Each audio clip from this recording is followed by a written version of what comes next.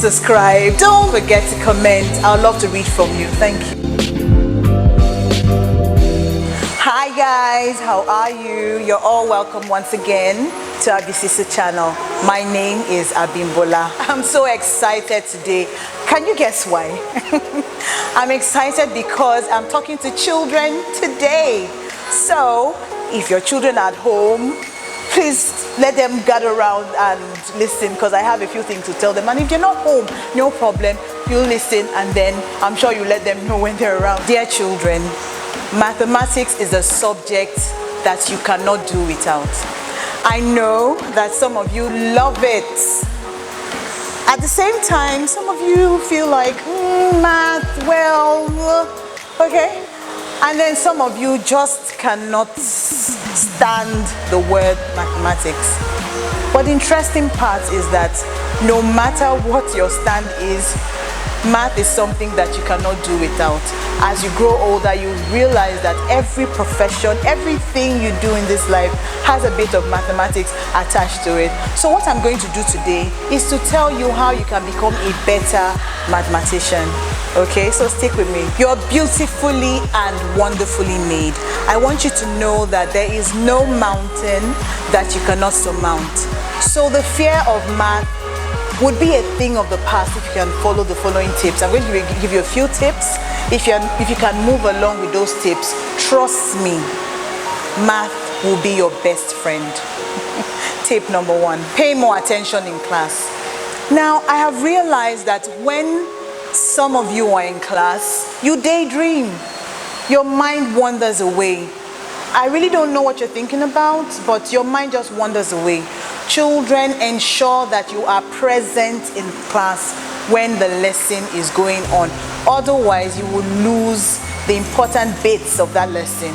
Okay, so I'm going to tell you a few things you can do to help you stay focused in class. Shun distraction from friends. Now, if you have your friends sitting with you, fine, but you have to be careful not to get distracted. So if you have your friends with you, I advise that what you should be doing with yourselves is working on your math problems together and looking for ways to get better and not causing distractions for yourselves, okay? So try to stay away from friendly distractions. Another thing you can do is to try to study ahead. Now, but before you can do that, you must be at par. It means that you must be on the same level with your classmates for you to go ahead. So if you're not on the same level just yet, strive hard to be at the same level and then move forward, so that by the time the teacher is teaching, you already understand and you're just doing like this.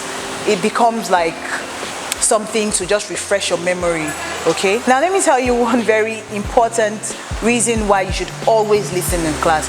Do you know that sometimes, especially when tests and examinations are fast approaching, if you listen properly, you hear your teachers give you some what do I call it now, some insights into the test or the exam. So it's important that you listen so that you don't miss out. Tip number 2, children, you must ask questions. Feel free to ask questions. I know that sometimes a few of you feel shy. Some of you say, why should I ask? If I ask, people will laugh at me. Please don't have that mindset at all.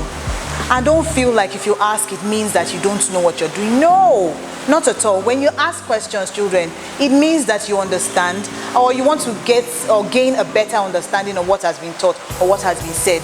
So feel free to ask questions. It's better to ask than keep it bottled up inside. Because if you miss certain things now, you probably not get it again.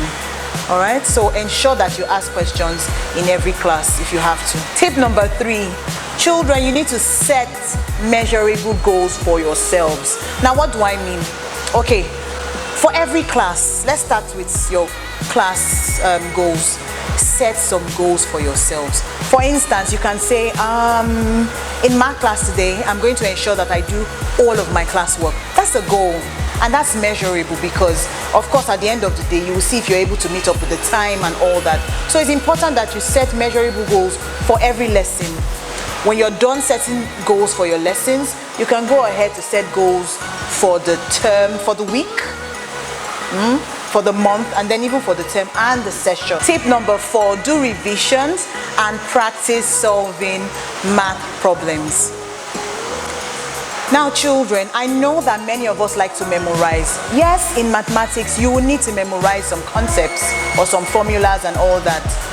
But when it comes to showing step-by-step working, okay, you don't need to cram, you don't need to put it all in your head, arrange everything so that when you see such a question, you just put it down. No. Children, I advise that you practice solving math problems on a daily basis. It's important that you practice. Practice, practice, practice. If you don't, you will find it difficult to comprehend or to absorb everything that has been taught. Yes, you might understand in class.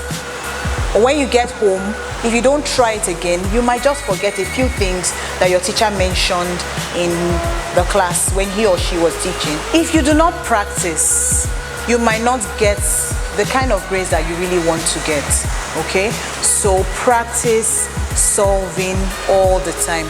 Just in case while you're solving, you come across questions that you do not understand, immediately get solutions to those problems.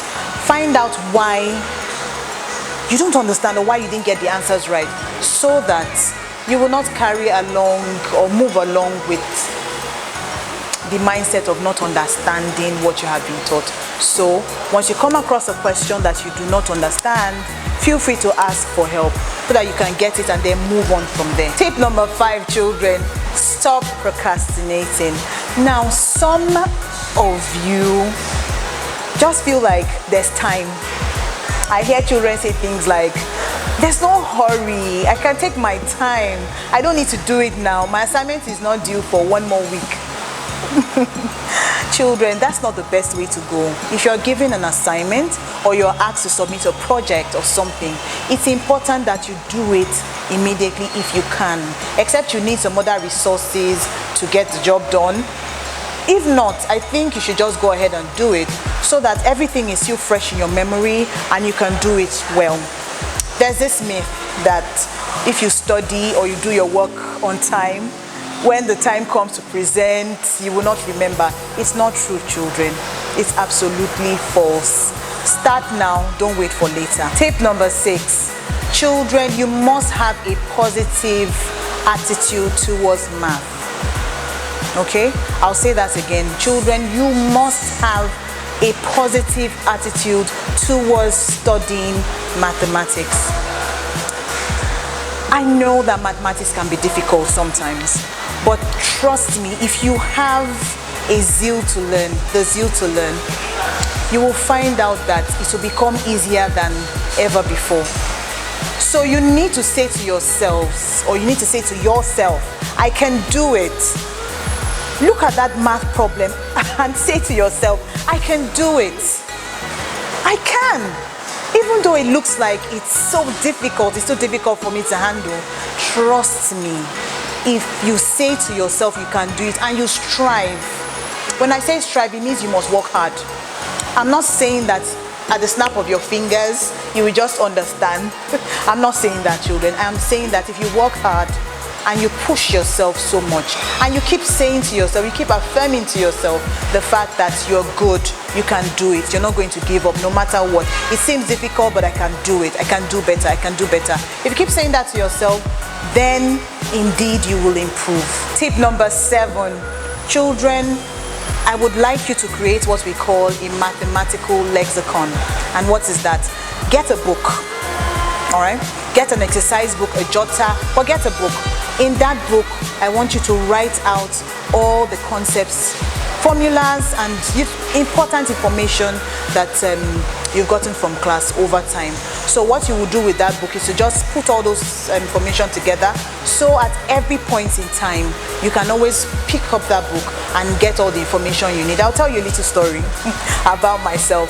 When I was growing up, I wasn't a guru when it comes to mathematics. At some point, I struggled. But what I did was that I took time out to make myself a better mathematician, and I'll explain how. Back in the day, I would take my textbook and then I will start solving exercise by exercise. Pick a topic, for instance, addition.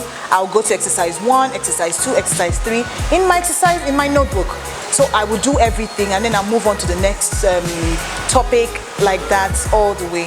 It made me a better and more confident mathematician. Look at me today. Tip number 8, feel free to visualize when you need to. Word problems is one aspect of mathematics that I know is a challenge for many children, okay, and adults. So how do you solve word problems? I'll just give you one tip. Don't worry, I'll be talking about this later on in some of my other videos. Now, to solve word problems, you must visualize. Children, when you see a question, take a moment, read the question several times, and then visualize. Imagine what that question is telling you. If you do that, you will get better. But let me say this: visualize and draw if you can or if you want to. I'll give you an example. Let's say a question says a loaf of bread costs 20 naira. How much will 5 loaves of bread cost? You can decide to sketch the loaf of bread. So you sketch one loaf, you write 20 naira, and then sketch the others, and then you write 20, 20, 20 on each of them. You know that when they said all together, so by the time you put everything together, you realize that you've just added, okay, or you just multiply 20 times 5 and all that. So children, visualize and draw if you want to when it comes to word problems. Tip number 9, children, play educational games. I know that you like to play games, I know, okay, but it is important that you play games that will help to emphasize what you have learned and to reiterate what your teachers have taught you in class. There are a lot of mathematical games out there. Play them. Play games that have to do with multiplication, division, all the basic operations, children. It will help you to get better and it will improve your mental accuracy. You'll get to a point where you're able to carry out sums mentally without even batting an eyelid. Try it out and you'll get better. I'm down to my last 2 tips. Tip number 10. Children, you must eat well and sleep well. Sounds funny, right? No, it's not. You must eat well. You must eat a balanced diet. I know that many of you don't like your veggies. I know. You must eat well so that you have the strength mentally and physically to face the challenges that come with your math classes, okay? And then you must find time to sleep. Instead of playing games or running around, yes, it's good to exercise, don't get me wrong. You should exercise. Let me add exercise to that one. So eat well, sleep well, and exercise at the right time. But sleeping well is important. I know that for children who are writing exams, they tend to stretch their sleep time. It's understandable and it's allowed, okay? Otherwise, try to work with your timetable. You have a timetable. Work with your timetable so that you work within a certain number of hours or minutes. Now, before I go on to my next tip, I'd like you to know that whenever you're working on equations, anything mathematical, set a time frame for yourself. Do not allow yourself to just keep solving and then you're supposed to do something for 1 hour and then you're seated for 2 hours solving a few questions. Mom comes and says, "What are you doing?" And you're like, "I'm still on that question." No, no, no, no, no, children. Set a time for yourself and work within that time limit. It's very important. My final tip for you, children, is to believe in yourself. Now, as much as your teachers will try, your parents will try, your aunties, your uncles, your brothers, your sisters, everyone will try. But the truth of the matter is, for you to get better, you must decide to get better. You must take that decision. You must know and say to yourself, yes, it's time to move on. It's time to move away from not knowing to knowing. It's time to move away from, I'm not sure, am I a failure? Can I do it? To, yes, I can. I will do it. I can do it. Take care, children.